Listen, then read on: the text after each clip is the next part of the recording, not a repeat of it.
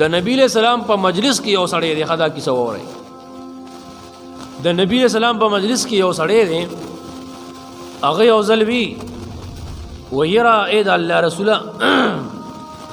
الله تعالی د انسان څخه خشته پیدا کړی دی تبارک الله احسن الخالقین ډیر برکت والا دی اغزاد چې ډیر ښه پیدا کوونکی دی الله فوراً دا آیت نازل کو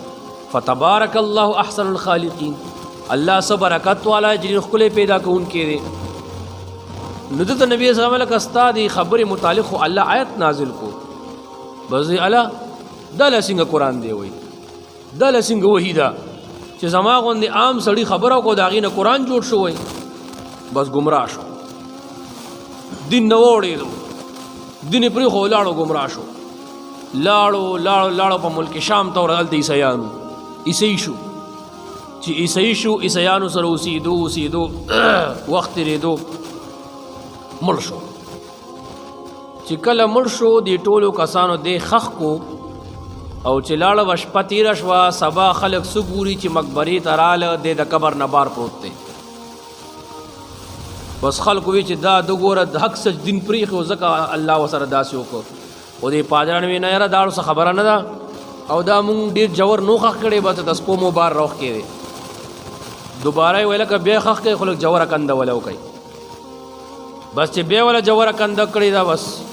سړی خښ کړی سبا چې راغلی دی بیا د قبر نه بار پروت دی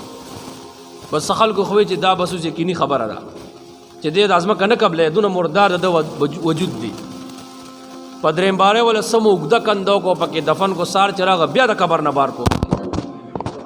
چې بیا د قبر نه بار پروت دی بس بیا د خلکو هم داسې پرېښو چې یاره تاوس ځمکه نه پرېږدي نو موږ څوک نو دا بعضې سړی په یو خبره باندې ګمراه شي نو ګورې موږ ټول ګنهګار یو زموږ د خولونه کله کله ډېرې عجیبه خبرې دي موږ غاړو څه ګڼو او د هغې د وجې نه انسان د ایمان نه غوڅ هم خلاص شي خدای خبر چې کوم ځای ته تللی وي حدیث کې راځي یو صحابي دی مشر صحابي دی رستو کسانو ته وایي تابعینو ته وایي یاره تاسو بعضې خبرې د دین باره کې کوئ چې دا تاسو ډېرې سپکې ګڼئ وایي مونږ به د نبی علیہ السلام په زمانه کې دا خبرې د تباهۍ نه ګڼلې چې چا به داسې قسمه خبره وکړو مونږ به وایي دا سړی لاړو تباه شو او روایت کې راځي وایي کله کله انسان یو داسې خبره وکړي چې هغه غاړو څه ګڼي نه حالانکې د هغې د وجې نه دی په جهنم کې څو کاله مخکې پرېوتی وي نو دې د وجې نه دې خبرو کې ګپ نه چلیږي او د دین په خبره کې ډېر زیات احتیاط پکار دی نو الله وایي دی شیطان گمراه کړي خو به بعض ما کسبو د بعضې هغه ګناهونو د وجې نه چې دی کړي نو فوراً د ګناه نه پس توبه پکار ده